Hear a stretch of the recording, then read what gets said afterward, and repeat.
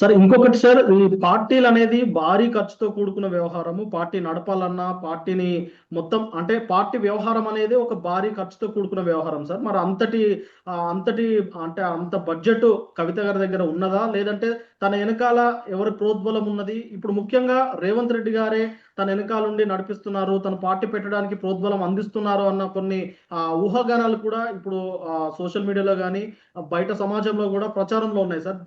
దీనిపైన మీరు ఏం చెప్పగలుగుతారు సార్? మాట చూసుకుంటే పార్టీలు పెట్టిన సందర్భాలు కూడా ఆ సందర్భాన్ని బట్టి ఆ ఉన్న వాక్యూమ్ని బట్టి పార్టీలు మళ్ళీ ఒక్కసారి డబ్బులే పనిచేయరాము. ఎందుకంటే డబ్బులు ఒక ఆస్పెక్ట్, డబ్బులు తప్పనిసరి ఉండాల్సింది, కానీ డబ్బులు మాత్రమే పనిచేయాలి. ఉదాహరణకు ఎన్టీ రామారావు గారు తెలుగుదేశం పార్టీ పెట్టినప్పుడు ఎన్ని డబ్బులు పెట్టిండు ఆయన?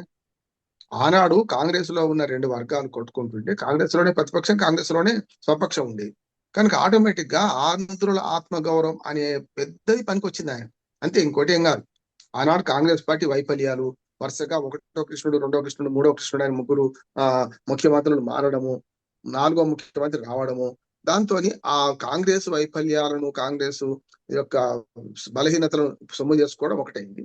రెండవది ఆంధ్రుల ఆత్మగౌరవం అనేది నినాదం. అది అంతకుముందు అంజయ్ గారిని అవమానించడం, రాజీవ్ గాంధీ ఇట్లా చూసినాం. ముఖ్యమంత్రిని అవమానించడం, చెప్పులు మోయించడం, ఒక రకం చెప్పులు చూసినాం మనం. కనుక ఆ లెక్కన ఆత్మగౌరవం అట్లాగే ఎదురు పార్టీ బలహీనం. ఆ వాక్యూమ్ లో ఆయన గెలిచాడు. అంటే ఇవన్నీ ఎన్టీ రామారావు ₹1,00,00,000 ఖర్చు ఏం పెట్టలేదు. ఒక వ్యాన్ పెట్టుకున్నాడు, హరికృష్ణ డ్రైవర్ కూడా తన కొడుకు తీసుకున్నాడు. మొత్తం దేశం రాష్ట్రం అంతా తిరిగింది, 1000 కిలోమీటర్లు తిరిగింది. అది చాలా పెద్దది. అది యాక్చువల్ గా ఆ పోరాటం చాలా పెద్దది. అట్లానే తర్వాత పుట్టిన పార్టీలు కూడా చూద్దాం మనం. తెలంగాణ రాష్ట్ర సమితి కూడా టీఆర్ఎస్ చూడండి, ఎన్ని కోట్ల రూపాయలు పెట్టిన అనుకున్నాం. మన ఏమంటారు, జలదృశ్యంలో సమావేశం అయినరు కదా. కొండా లక్ష్మీ బాబూజీ గారి ఇంట్లో సమావేశమై కూర్చున్నారు, చూశాను సార్ ఉందట. దాంతో పాటు ఆనాడు కూడా అంతే, తెలంగాణ ఆత్మగౌరవం కదా. ఆనాడు తెలుగువారి ఆత్మగౌరవం, ఆంధ్రుల ఆత్మగౌరవం, తర్వాత తెలంగాణ అస్తిత్వ పోరాటం, నీళ్లు నిధులు నియామకాలు అట్లా పెట్టి పెరిగటం. అంటే సిద్ధాంతం బలమైంది. సిద్ధాంతం బలంగా ఉంటే గడ్డి పోసైనా సరే బలంగా మారుతుంది. సిద్ధాంతం బలం లేకుండా వ్యక్తిగతమైన పార్టీలు పెట్టుకున్న వాళ్ళు ఎవరు బాగుపడలేదు. చూడండి, వ్యక్తిగతంగా ఒక పార్టీ నుంచి చీలిపోయి ఇంకో పార్టీ పెట్టుకున్నాడు ఎవరైనా కాలే కదా. దేని మీద కోపం వచ్చినా, కోపం వస్తే కొత్త పార్టీ పెట్టిన వాళ్ళు ఎవరు సక్సెస్ కాలే. ఈ మాట అనొచ్చు, కోపం వస్తే కొత్త పార్టీలు పెట్టిండ్రు కానీ ఎవరు సక్సెస్ కాలే. కానీ ఇజం మీద, లేకపోతే సిద్ధాంతం మీద, ఒక ప్రాంతీయవాదం మీద, ఒక జాతీయవాదం మీద, ఏదైనా సరే ఒక కులం పేరు మీద పెట్టిన పార్టీలు కూడా సక్సెస్ అయిన సందర్భాలు చూస్తాం. అందుకని తెలంగాణ రాష్ట్రం సక్సెస్ కావడం అది కారణం. ఈమె కనుక ఇప్పుడు ఆయనకి ఏం కష్టం వచ్చిందంటారు. ఎవరైనా ఏం సానుభూతి పెడితే, అవును తండ్రి పదవులు ఇవ్వలేదా, ఎమ్మెల్సీ ఇచ్చారు, ఎంపీ ఇచ్చారు కదా, తండ్రి ఏం అన్యాయం చేసిండు, నీ సంపాదన చూసుకోమన్నాడు. వాళ్ళు తక్కువ మీరు ఎక్కువ కావచ్చు, మీరు ఎక్కువ వాళ్ళు తక్కువ కావచ్చు, అంతేగాని ఎవరి స్వేచ్ఛ వాళ్ళకి ఇచ్చిండు కదా. కనుక తండ్రి మీద అలుగో, లేకుంటే ఆ పార్టీలో ఉన్న ముఖ్యుల మీద అలుగో బయటకు పోతే పార్టీ మనగలగాలంటే ఇవన్నీ అడ్డంకులు అంటున్నారు. అట్లానే షర్మిల గారు కూడా పార్టీ పెట్టింది కదా, ఏమైంది చూసినాం కదా.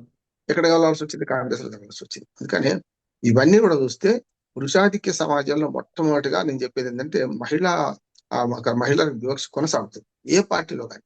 కాంగ్రెస్ లో ప్రియాంక గాంధీ ఉంది, రాహుల్ గాంధీ ఉన్నాడు. రాహుల్ గాంధీకి ఎందుకు పెద్దను, ప్రియాంక గాంధీ ఎందుకు తీసుకురాలేదు? జాతీయ పార్టీ కదా. అట్లానే షర్మిల, జగన్మోహన్ రెడ్డి.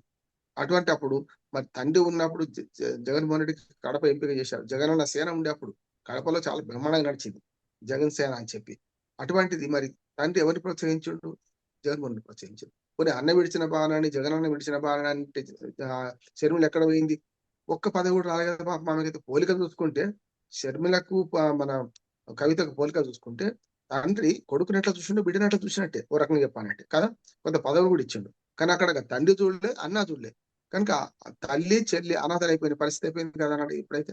అందుకని నేను ఏమంటున్నానంటే ఇవన్నీ చూస్తే ఒక పార్టీ పెట్టడానికి అన్ని హంగులు సమకూర్చుకున్న ఒక సంవత్సరం పార్టీ నడపడానికి ఇవాళ రోజుకి ఎన్ని లక్షలు ఖర్చు అవుతాయో మనకు తెలుసు, ఎంత ప్రచారం చేయాలో తెలుసు.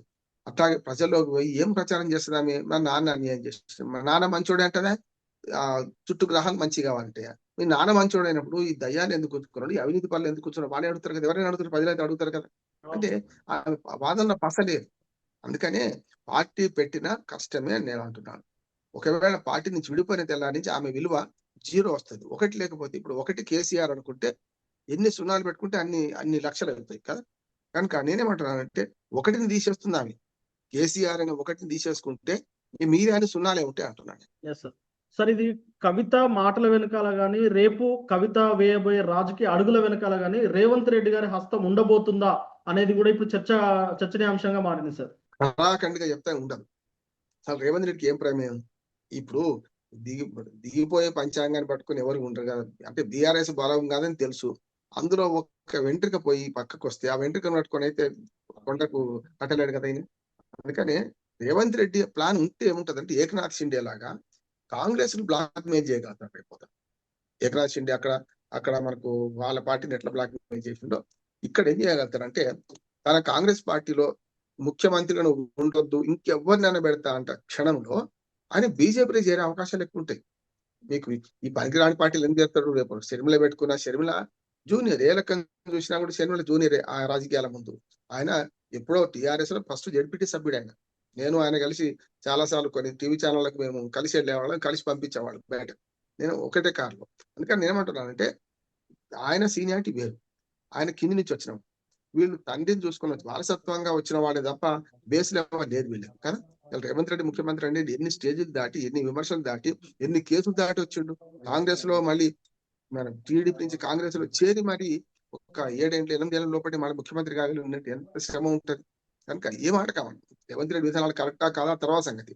కానీ ఒక కష్టపడి ఒక నాయకుడు వచ్చినాడు. ఇప్పుడు బీఆర్ఎస్ నుంచి విభేదించిన మన కవిత వెంట ఉంటాడంటే తప్పు అంటున్నాడు. ఉండడు నెంబర్ 1. రెండోది ఆయనకి ఏం ప్రయోజనం దీన్ని లేపడం వల్ల?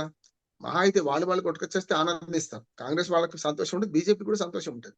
కానీ రేవంత్ రెడ్డి వెనుక మాత్రం ఉండడు అనుకుంటున్నాను. రేవంత్ రెడ్డి ప్లాన్ వేరే ఉంటది.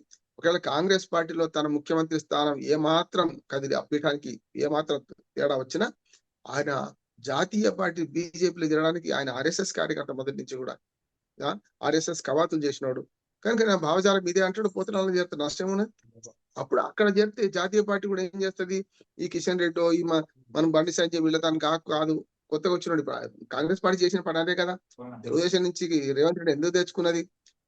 ఈ తెలుగుదేశం కాంగ్రెస్ లో ఉన్న వాళ్ళు ఎవరికి చేత కావడం లేదని తెచ్చుకున్నది వాళ్ళని కదా, సీనియర్లను అందరినీ కాదని తెచ్చుకున్నారు కదా. రేపు పొద్దున బీజేపీలో కూడా కొత్త రక్తం వచ్చి ముఖ్యమంత్రిగా, అప్పటికి మాజీ ముఖ్యమంత్రిగా ఉంటాడు, ఖచ్చితంగా ముఖ్యమంత్రిగా స్థాయి ఉన్న వ్యక్తిని పెట్టుకునే అవకాశం ఉంటది కదా. అందుకని రేవంత్ రెడ్డికి పోతే బీజేపీకి పోతాడు కానీ కాంగ్రెస్ మనకు షర్మిల ఎంబడైతే పోడు. షర్మిలను ఆయన ఎంబడి కూడా తిప్పుకోవడం అంటున్నాను.